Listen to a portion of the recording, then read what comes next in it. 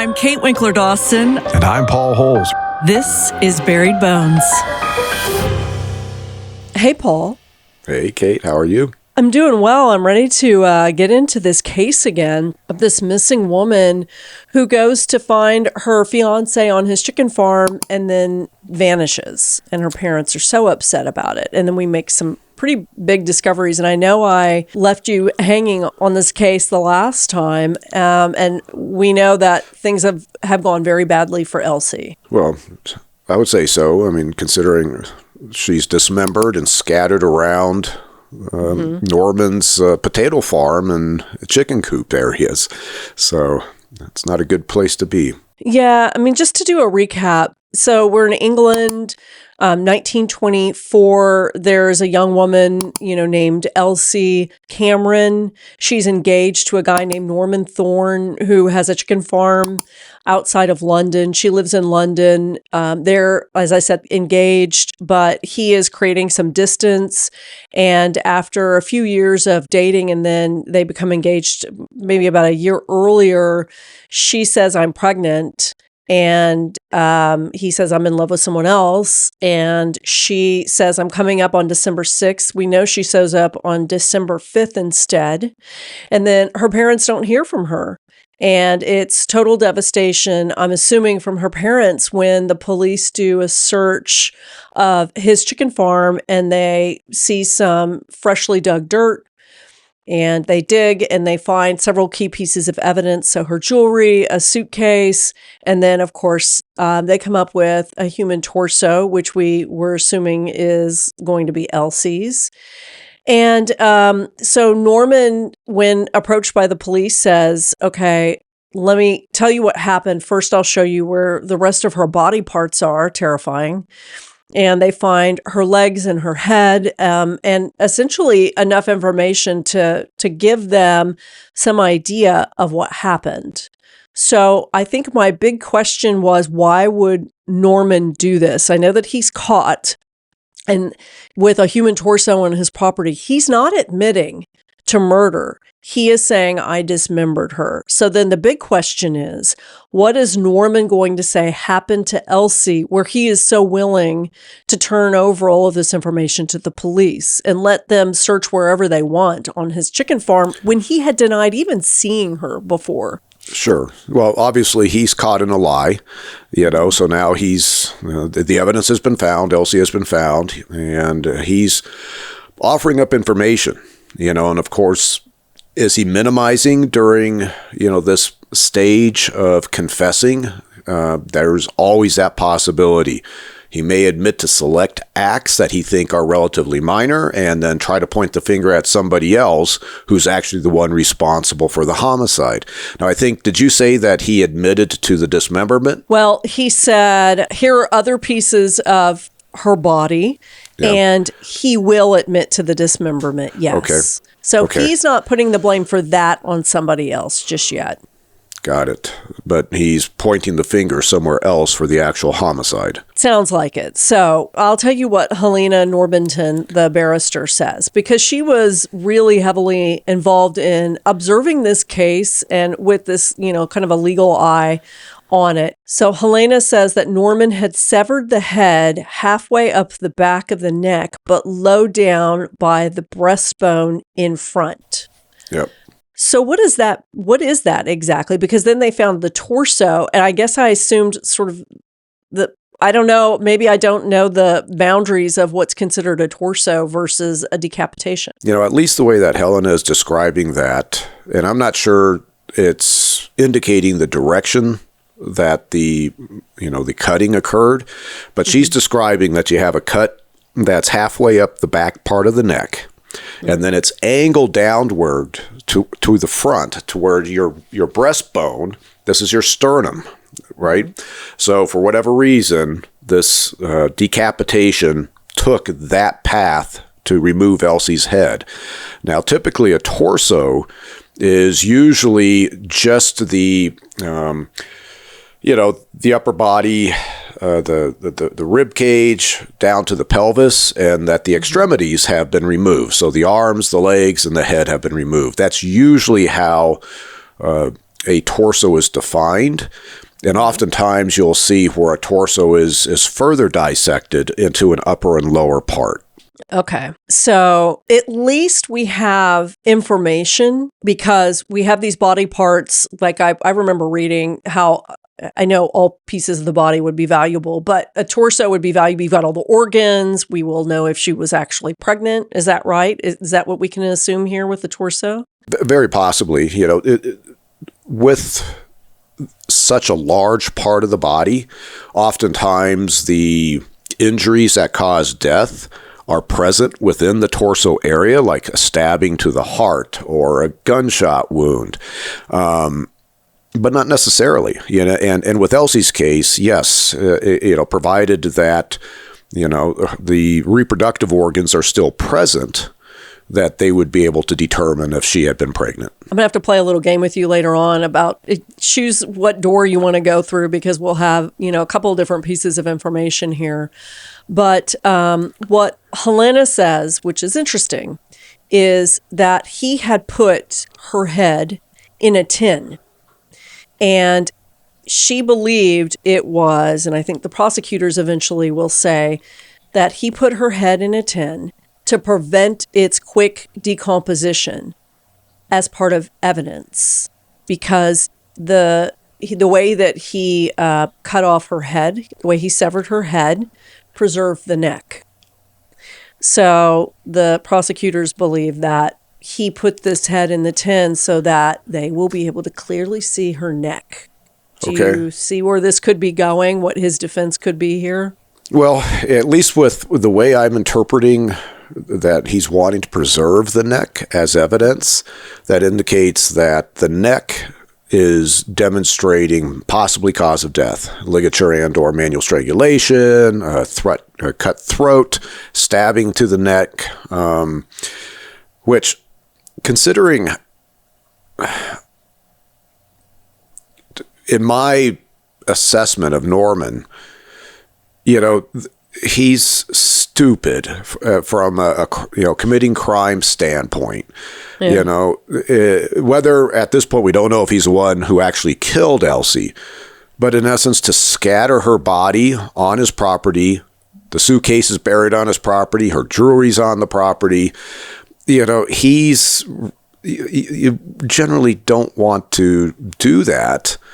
Because it just points the fingers right back at you. And it doesn't sound like he did really all that great of a job of getting rid of this evidence in terms of hiding it. Mm-hmm. But for him to claim that he's preserving Elsie's head and neck because the neck is going to provide evidence, that's why he's decapitating her in the way he did.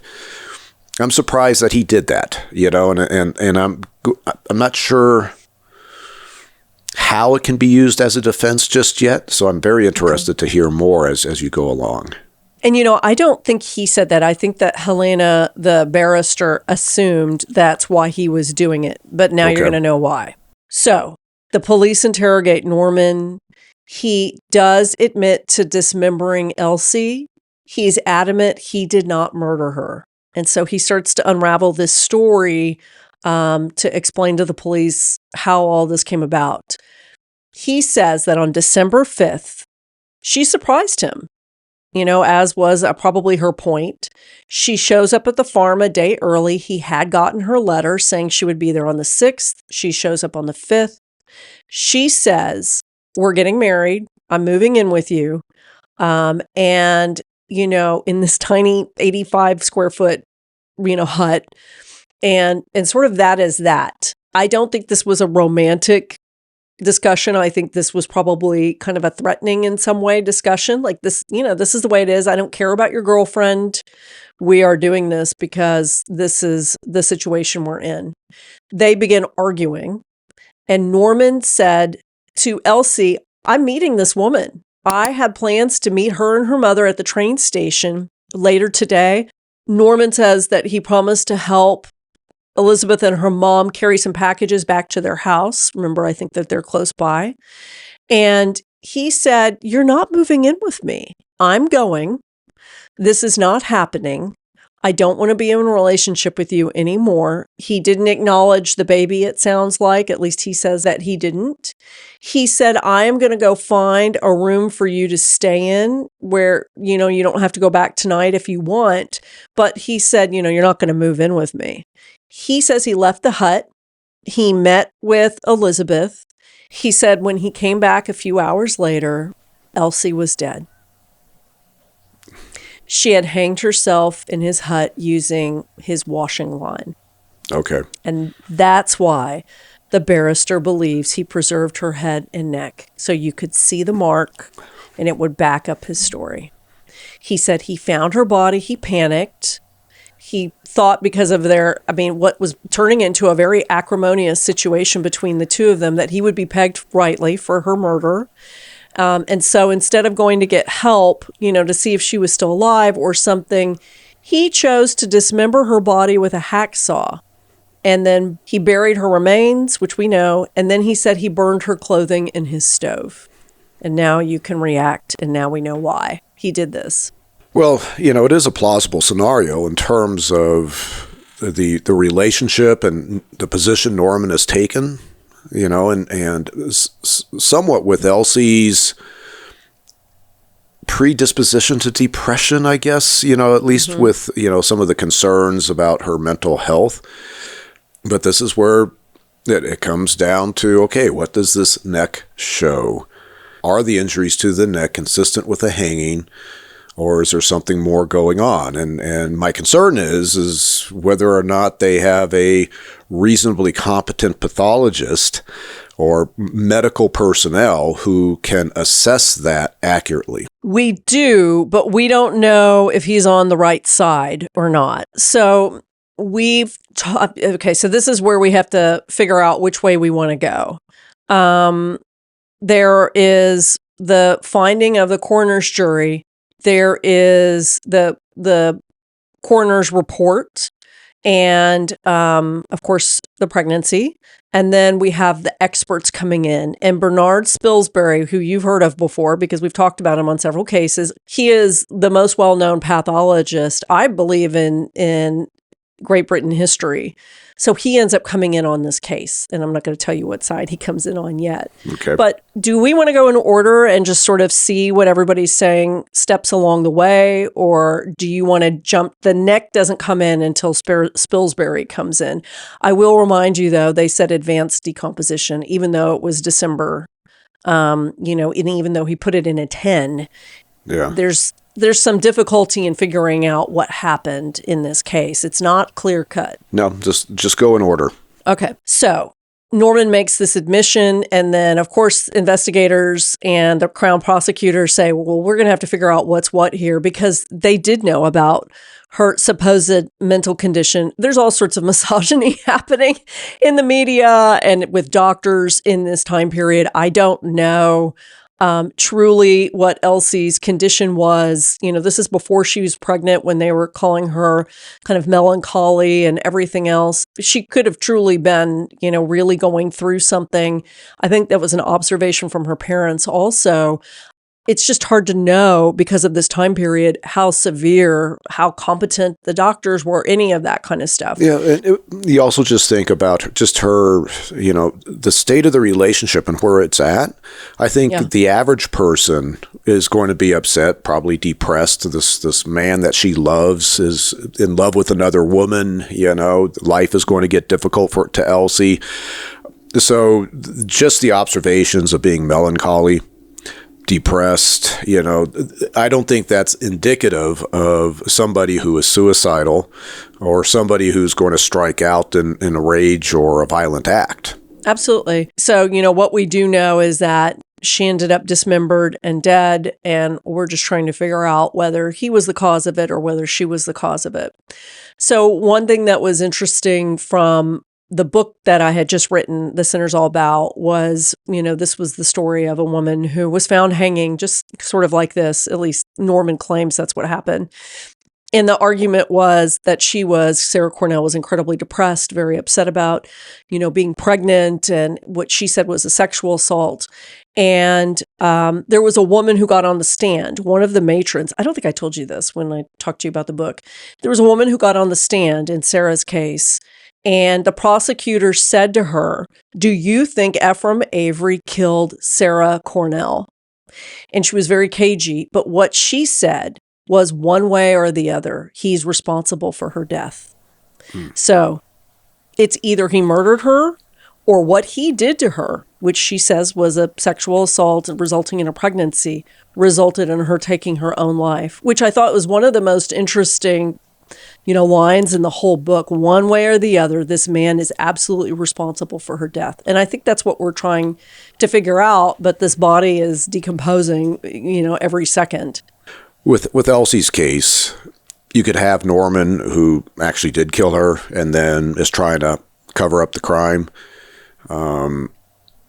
Or if the circumstances of the relationship with Norman are such, then you could say, yeah, indirectly, Norman could be thought to be responsible for Elsie taking her life. But, from a legal standpoint, homicide is defined as, death at the hands of another, fundamentally. Just because you get into a bad relationship doesn't make that one person responsible for somebody taking their own life. So that's just an interesting thought. But again, I'm wanting the details about Elsie. I want to see if we can, kind of really figure out what happened here. Well, here's the first bombshell. When they do an autopsy, Elsie was not pregnant.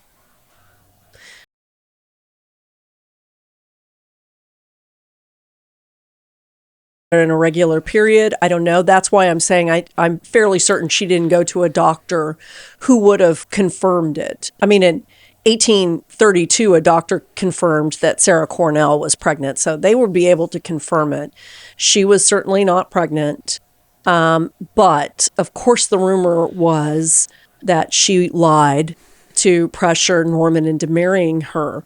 So what you know about Elsie, I have an opinion. What's your opinion about, I don't know if this is victimology, but what do you think? Well, I think the first thing that comes to my mind is in terms of now law enforcement is investigating this case.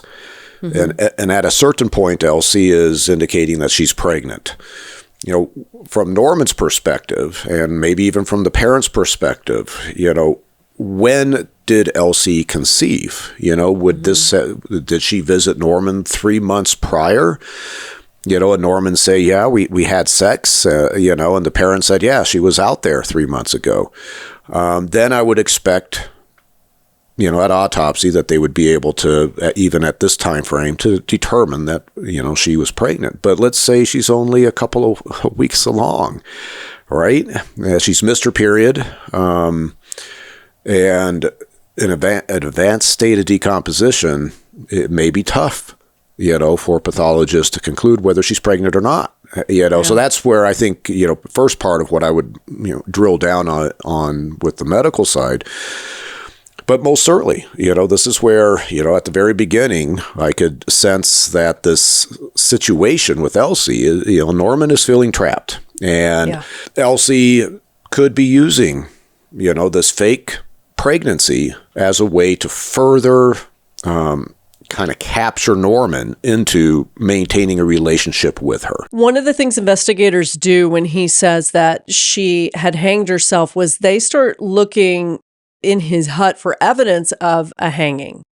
So it sounds like Norman had said he found her hanging from the beams in the hut. I'm assuming this hut looked to me like if that was the hut, low ceilings. It seemed like, though, that might not be the first choice for someone to use. It seems like it could be difficult. I mean, not to get graphic, or would it be unusual to find somebody from a beam in the ceiling rather than like a doorknob or something that's a little bit more accessible? Well, and I think you just, stated that, hangings can be accomplished from, remarkably low items that all you have to do, you can literally be laying down on the floor and just have, let's say, the ligature around the neck tied to a doorknob, as you mentioned. Versus, the thing you typically see on TV shows or in the movies where somebody goes over a wood beam and is standing on a stool and then kicks the stool away. More of, like being, hung, in public executions. Mm-hmm. So, there's, at least with cases, that we typically see, you don't generally see the hangings where somebody is hanging from something really high up. I most certainly haven't had a case like that. Plenty of textbook examples of that, too, though. Well, this is an experiment. I always find experiments interesting. This, I'm sure, would not be allowed in a court of law, and I don't think was in 1924. So the investigators want to know whether or not there's evidence in the beams, like Norman said, of maybe grooves that have been kind of cut in or impressions made from this washing line that she used. So this is what they did. They did a little experiment. They filled sacks with weights equivalent to Elsie's body weight. And then they suspend these sacks from the beams using this same type of washing line. And they make a note of the grooves. They must have taken photos that were in the beams. And then they search all the beams and they find no similar grooves in the beams. That does not seem like a great experiment. Am I wrong here? Well, it's most certainly a step to take if you're looking, for some evidence. If Norman's saying she was literally suspended mm-hmm. from this washing line and it was tied around the beam, you want to know what kind of wood is it? Does it compress? You think about a beam with the hard corners, the squared off corners, and you have this weight that is focused in that wood. I would expect that there would be some evidence, but maybe it's more of the beam is more of like a log. It's more circular. Did she just step off of a chair and there's not a lot of swinging? Maybe you're not going to see abrasive actions by this washing line. And it comes down to, well, how is the washing line actually, secured to the beam? I mean, there's a lot of variables here. So It's, the experiment that they did is a step to evaluate, but there's probably more steps that need to be thought of and looked at. But I go, back to the autopsy, and I know you're holding out on me with the neck injuries because, what they see with the neck could be pretty diagnostic in terms of whether, she was truly hanging with full body weight or she was strangled, so right. That's where I'm kind of, again, I'm kind of focusing in on what I think is going to answer the question. Yeah. Well, just to wrap up the question about the beams, Norman's defense is later going to say this is all BS because, we weren't there to supervise the experiment, number one. And there are minute details about the weight distribution, the placement of the washing line. Bodies are different than sacks full of weights. I mean, all of that stuff. So I think that was not allowed in or dismissed. So don't worry about that too much. There was a big question as they're going through their investigation about her mental health. They said, assuming that she was genuinely pregnant, which seems possible, would she actually take her own life and that of her unborn child's life? I, to be honest, don't take that seriously at all. I just think people can be in a desperate situation, and I would never predict that a lot of the people that I read about would have reacted the way they reacted. So I think, in a high pressure situation where she is feeling like she's having a mental break, nothing would surprise me. But they're the investigators are saying, this is not really the way this woman would have reacted. And I'm not so sure. Yeah, that's so subjective, Yeah. and oftentimes, where there's these questionable deaths, there's what's called a psychological autopsy, where they do dig into the deceased's mental state, whether it be mental health issues, what's going on in the victim's life at the time, what prior psychological evaluations have occurred, and these doctors, these PhD psychiatrists, they have a background of dealing with a broad group of individuals where they can kind of say this person, the deceased, is demonstrating certain behaviors that would be consistent with somebody who is possibly going to take their life. But you can't say it with any type of confirmation. Okay. We have to move on to stomach contents, which you and I both have said, varies. You can tell me what you think about this. The coroner says that after they analyzed Elsie's stomach contents, it looks like she had eaten around 2 hours before her death. But I know that the rate of digestion can change based on the person or the food, all of that stuff. So do you put much, veracity in that sort of a statement? 2 hours is when she ate. I wouldn't, Okay. in terms of putting it at that specific of a figure, it's more of has the stomach emptied, or is there still stomach contents that are recognizable foodstuffs, whether it be visibly recognizable or even microscopically recognizable.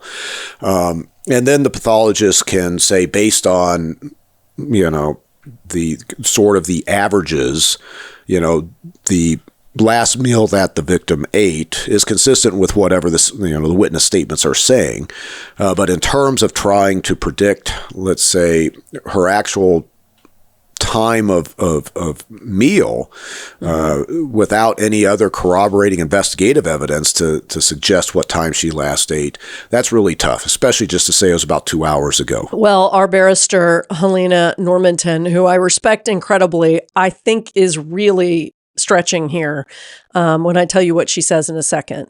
So Norman says they ate dinner around 9:10 together. Elsie stayed for dinner, even though, they were arguing and everything. And that put Elsie's death, if this is right, and we know it's probably not, somewhere in 10:40 to 11:10. But that's when Norman was picking up Elizabeth and her mother, because it was a train. It was on, time. There was a schedule there. So it sounds like he could have been lying. This is what Helena says. If Norman killed Elsie Cameron, it must have been by inflicting upon her multiple injuries just after they ate and leaving her in a dying state so as to expire in his absence, while he coolly went off to meet the other girl and behaved in a manner which seems to have aroused none of her suspicions. That seems pretty specific, especially when we're relying on something that's not particularly reliable. Yeah, and then of course the details about multiple injuries to Elsie, I know. are those present at autopsy? Even though we're dealing with a decomposed body, there could be still, evidence of those injuries. So it's corroborating and refuting these statements and taking a look at what the evidence says. Okay, well, let's get to what the crown prosecutor ends up doing. He is ultimately arrested, of course, for her murder. And a few months later in April, his case goes to trial and everybody starts, searching for their experts. From American Sherlock, Oscar Heinrich was asked by the prosecutor to come down for the David Lamson case, a man who was accused of murdering his wife in the bathtub. And Oscar gets down to their little cottage where this takes place, and the blood is for him in all the wrong places. And he tells the prosecutor, I don't think this was murder. I think this was a slip and fall, and now I'm going to go call the defense team. So I wonder about that with experts. What do you feel like most experts have that sort of integrity Oscar did not always have integrity. But do you feel like that? Or do you think that there are a lot of them that are truly kind of guns for hire, and they'll say whatever, the prosecutor or the defense team, whoever's got the money, they will say whatever they need to say? Well, when you start talking about experts, ethics is everything, and it's experience, it's expertise, of course, but it fundamentally does come down to ethics. And unfortunately, there are individuals out there that will tailor their opinions based on who's paying them, or if there's any other type of bias that they may have. And even sometimes ethical experts may form an opinion that's incorrect. Particularly when it is a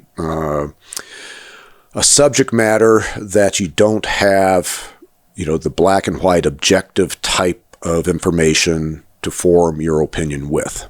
Well, we'll see. We've got Bernard Spilsbury, who is the greatest pathologist in the history of pathologists, at least in the UK. And he is very, very well known. He, I believe, worked on the John Reginald Christie case, the one I mentioned before. And he's popped up in several of our cases. So we'll see what you think. Now, Marin has said to me, this is going to drive you crazy. She's convinced that there are autopsy photos out there of Elsie Cameron, but she wasn't able to find them. And so that, of course, drove me crazy. And I searched for them. I couldn't find them. So I wish we had photos, because sometimes in this time period, we get well-documented photos. So, you're just going to have to go off of an incredibly well-versed, well-known pathologist who is going to be, for this time period, will have the most educated information for us. We'll see. Sure. Okay. So this is what he said. He looks at this, beheaded with a throat, and the way that Norman says he cut up Elsie, and he looked at it and he says she did not have rope markings on her neck. There is a mark there, and it's irrefutable. He says it. Everybody says it. Visible to anyone who saw her remains. There's a mark there, but he thinks it was a crease or like a wrinkle, anything that you'd find on a neck of a similarly aged person. So it seems odd. I know that she's decomposing, but would he really mistake a crease for a rope, burn or impression, whatever that would have been in her neck? That seems like two very different things to me. Norman's describing what Elsie hung herself with as a washing line. So I'm thinking that this is a cordage that's roughly maybe a quarter of an inch in diameter. Do we have any information more specific than it's just a washing line? No, just a washing line. And it doesn't talk about how thick it is or thin it is. I mean, it could vary, Well, this is where, Norman's statements in terms of how he found Elsie, and it sounds like she is fully suspended from a beam using this washing line. And her entire body weight is now being focused on this very thin cordage around her neck. These lines, in a true full body weight hanging, these are very significant and deep furrows that are left behind in the tissues of the neck. In addition, the structures inside the neck show damage. So if Spilsbury is looking for these furrows under this type of hanging and he's not seeing anything like that, that's hugely significant from my perspective. He's saying there's a mark, now what is that mark? Is it just something, a normal crease in normal anatomy of the neck skin? Or is it, maybe an abrasion or something else that could have happened during a struggle? Don't know, especially without the photos.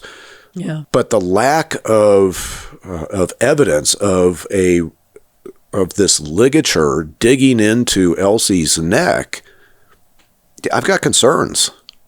Yeah. And even if there were, Paul, he could have done it. He could have strangled her, I mean, I think that's what happened with Sarah Cornell, right? Yeah, well, and you do have, so let's say there's ligature strangulation. That often is, you've got a different configuration in terms of how the rope goes around the neck. And there can be variance. In a hanging, a full body weight hanging, that rope is going to be up under the jaw. And if the person is like leaning kind of forward, with the rope going up from behind, you'll see abrasions and everything else that show such a steep angle because the entire body weight is pulling that rope up. Versus strangulation, it's more parallel, if you will, to the ground. If I'm going to put somebody like in a standing position, now it will vary, and you can also have it differ from side to side. But a true full body weight hanging is pretty obvious looking. That's where I'm going. Okay, how Spilsbury is? He is a very experienced pathologist, and he knows what to look for, and he's not seeing that. Okay, I'm thinking I've got concerns about Norman telling the truth. So let me tell you about the physical evidence that Spilsbury says to him proves that she did not take her own life with hanging. And then I'll tell you what he says he sees probably happened to her. Okay, so two different things for you to react to. So here's the first thing. He said, of course, she's in a state of decomposition, so this makes it more difficult. But he said that had she hanged herself, there would be bruises and blood leakage into the tissue around her neck, or he said I would have seen signs of asphyxiation. Do those make sense to you? No, absolutely. Okay. And the signs of the blood in the tissues inside the neck,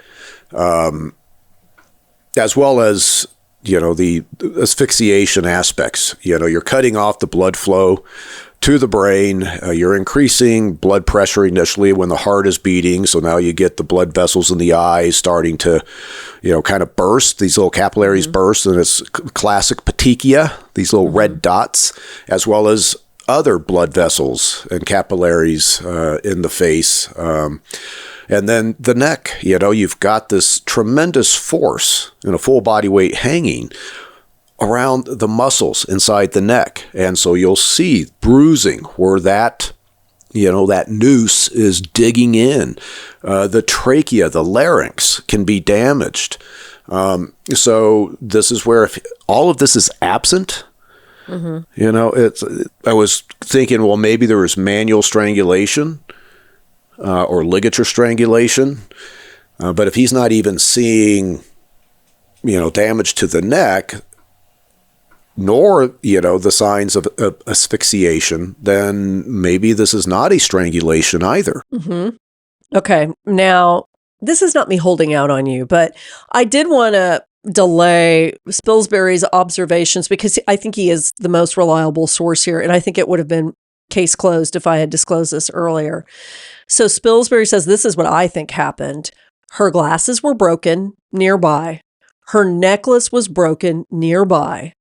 And he said he thinks that she was severely beaten and suffered a lethal head injury, which resulted in her dying of shock.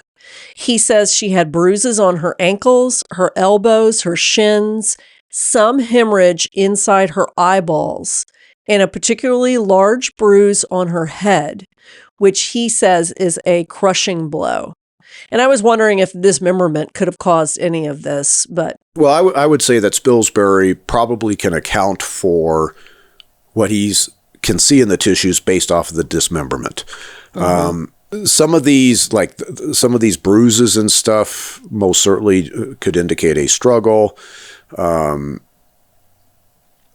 The crushing blow, was the skull fractured? He doesn't say that. I mean, I'll look down and see if I can find any more, but he just said there looks like a crushing blow. With what he is seeing internally is that there's a significant blow. And is this from a weapon? Is this from her head being thrust up against the wall or down on the floor? But it sounds like he is attributing her death possibly to the head injury. And the other injuries indicate that there was a struggle between Norman and Elsie. This is homicide. Yep, that's what he says. So, of course, Norman's defense team disagrees. They hire 3 well-known experts who, as you can imagine, are going to contradict everything that Spilsbury says. They say that the marks on Elsie's neck are consistent with rope marks made by hanging and not wrinkles. They were able to see the body several weeks after Spilsbury saw the body, and the body had already been in the ground for several weeks. So you have to think that I don't know why they were so late to the game, but you have to think that the body had really decomposed at that point. So I don't know, but aside the fact that they're contradicting, this pathologist who's so well known, I don't know. I guess I would think that, they weren't given enough information to begin with because they were so late to the party here. Well, it also could just be battle of the experts. Yeah. The defense, over here in the United States, the defense has to put on a competent trial and find experts to contradict somebody with the reputation of Spilsbury, and whether or not these other medical experts or pathologists truly have any expertise, or if they do, are they altering their opinion? Right now, at least with what you told me they said, I mean, it sure does not add up. This is, again, you have to take this in context with Norman's statement of how he found Elsie hanging. Mm-hmm. She's not laying down on the ground from a doorknob. She is hanging from the beam, full body weight hanging. That is so informative to what kinds of injuries her neck is going to have. And Spilsbury knows that. And it would be very easy in this day and age to demonstrate that through photos of other cases. And people would see, oh, yeah, that's unmistakable. Well, let me just tell you for fun what they said. First of all, one interesting piece of information is, you had asked about whether the skull was fractured. It was not. One thing that the original coroner noted about Elsie and her body was that she had particularly delicate bones, so delicate that he pointed it out in this report, which had been documented in the autopsy, and they were called as thin as blotting paper. That's thin. So one of the experts for the defense said that if Elsie had been beaten to death and suffered a forceful blow to the head, surely her skull would have been fractured. Is that true? I mean, does that make sense to you? I don't think anybody could make that statement. Yeah. The observation of her being, kind of what we'll, in anthropological terms, gracile versus robust. You could have like a very robust person, right, with robust structure. And you can have somebody who's gracile or more petite in their structure. And yes, there's mechanical advantages for strength purposes or resistance to forces with somebody who's more robust. However, the skull itself, we don't know the circumstances of how the hemorrhaging inside her brain occurred. But the fact that the skull is not crushed in tells me, well, it's not that big of a force, and it's probably a very broad surface that the skull is hitting. It's not it's not like a hammer with a very focused force that can, punch through the skull. You can have a significant blow, and I'll use the example of somebody taking somebody's head and thrusting it really hard onto a floor. It may not even lacerate the scalp. However, the forces internal to the skull potentially could cause hemorrhaging in the brain, subarachnoid hemorrhaging, and so that's at autopsy where they will take the calvarium off, they take the brain out, and they can see the hemorrhaging inside and go, yes, definitely could be cause of death. So Spilsbury, I think, is spot on. He's seeing something to his level of expertise, to his eyes, that is It's significant enough to be the cause of death. Well, the doctors say he's all wrong. Of course, I mean, they're getting this body several weeks later. They said, one of them said the marks on her neck did have blood that leaked into the surrounding tissue. So that is indicative of a hanging. That Spilsbury exaggerated the bruising on Elsie's body. He said that it might have been caused as Elsie's body fell to the floor after Norman cut the washing line that she was hanging from. The hemorrhaging in her eyeballs, he said, could in fact be produced by a hanging.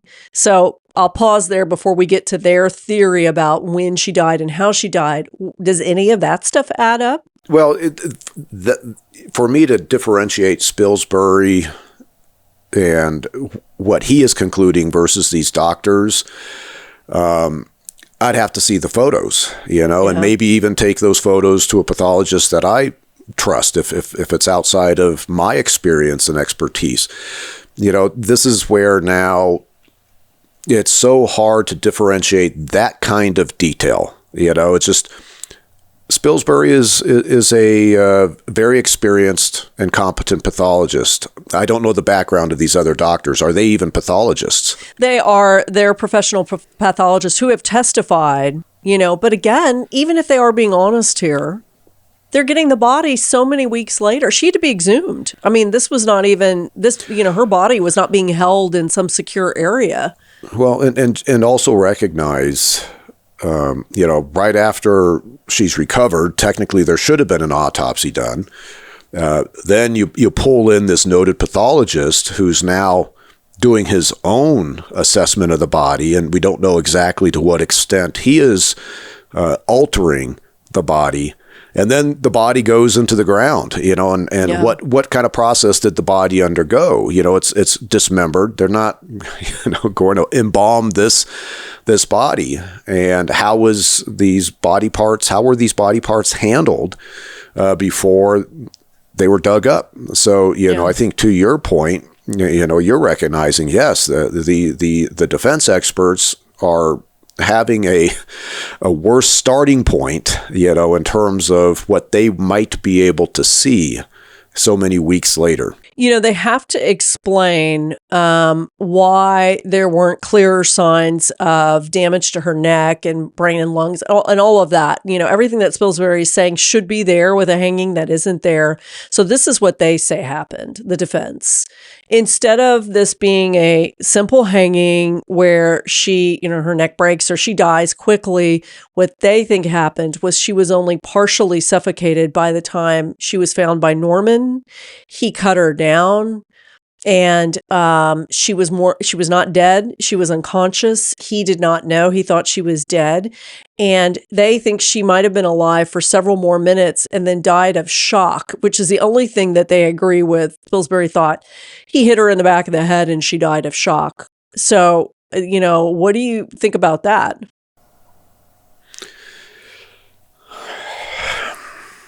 Speechless. Yeah, well, it's kind of this thought that she's not dead yet when Norman cuts her down. I mean, it's a possibility, but that's where, how long was he gone? When did she hang herself relative to when he came in the door? I just go back to what I feel is the most objective evidence that contradicts Norman's statement about what happened. And that has to do with Spilsbury's observation of the lack of a rope furrow, a lack to the damage to the neck structures, a lack of hemorrhaging to the strap muscles, or any of the other neck structures. Yeah. And these other pathologists are trying to suggest that some of these other minor injuries to the neck area are consistent with a full body weight hanging. Yeah. I put so much more veracity on what I'm hearing from Spilsbury than these other doctors. And it has nothing to do with Spilsbury's reputation. I just know what he would be looking for, and he's not seeing it. And I'm going, okay, she wasn't hanging the way Norman said she was hanging. Mm-hmm. Whether she's alive or not when he cuts her down, I mean, that becomes trivial, because I don't think he's cutting her down. So thank goodness we're moving finally off of the medical stuff. Norman takes the stand, idiot. And this guy, he talks about his romances with both Elsie and Elizabeth, and he's definitely not doing himself any favors. At one point, when he's asked which woman he likes more, he says, "I do not know. I was particularly desirous of marrying any at the time. Of the two, I suppose I thought more of the other girl," which is Elizabeth. And then Marin has a cheeky little note in here. She said, "Of course, it's not heartwarming. It's not exactly a heartwarming thing to hear from the lips of a man who had already severed one of the women's heads." So this is all to say, even with the best argument from the pathologist that he hired, Norman is not looking very good, in the eyes of the jury. And I don't think things are going well for him with this trial. No, and they're hearing directly from him, that he was partial to this other woman, and we just know in these lovers' triangles, jealousy and rage often win out, and this is where Elsie was, putting demands on Norman that was going to impact his ability to continue having a relationship with Elizabeth. I mean, we don't need to have motive in cases, but right there, the jury is hearing directly from Norman. He has motive. Yeah, absolutely. So a couple of interesting notes, before we get to the verdict. One is that the judge, this was classic in the UK, and I don't know in this time period if the judges did this, but the judge says to the jury upon giving jury instructions, he says that Spilsbury's insight is, quote, "the very best opinion that can be obtained." How is that okay? I probably agree with him, but these were similar instructions that the judge in John Reginald Christie's case in 1953 gave. Very biased. It was sort of like, here's your verdict. This is who you should be listening to. It's definitely prejudicing. It's definitely biasing the jury. Yeah. Yeah. The jury is there to, evaluate each of these experts and the veracity of each of their experts per their observations, and for the judge to come out and do that, obviously I'm agreeing with what I'm hearing of Spilsbury's opinions, but completely inappropriate instructions to the jury. Absolutely. And grounds for an appeal, I would have thought. Yeah. The jury hands down a verdict, and it's probably no surprise that it's guilty, and he is sentenced to death.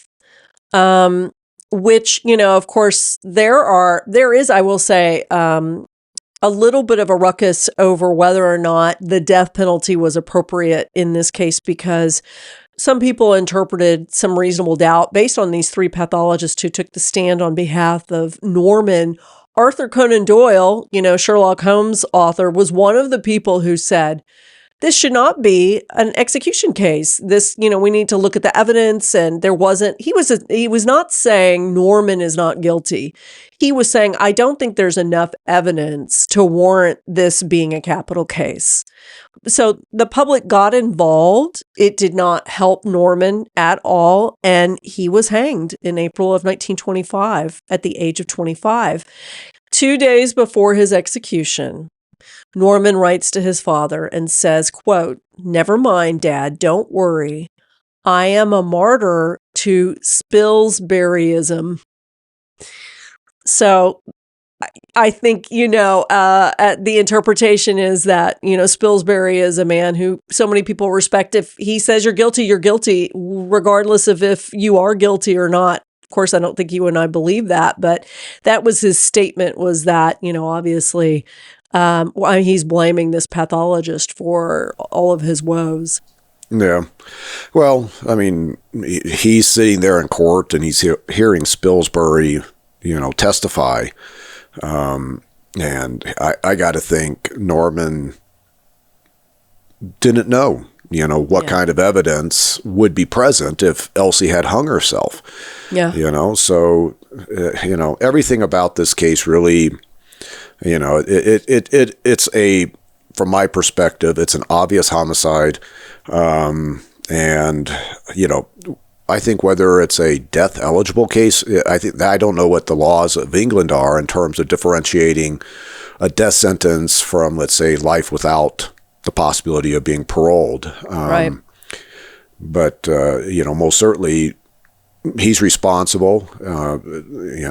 Probably killed her that evening, and try to cover it up by dismembering her body, getting rid of the evidence, sending letters back to the parents' house, just to stage the scene, So everything is pointing strong at Norman. He lied, and he could not, I don't think at his, I would say, naive and ignorant perspective on what these crimes look like, he came up with a scenario that he didn't realize that a pathologist would be able to differentiate what's going on, and he got caught.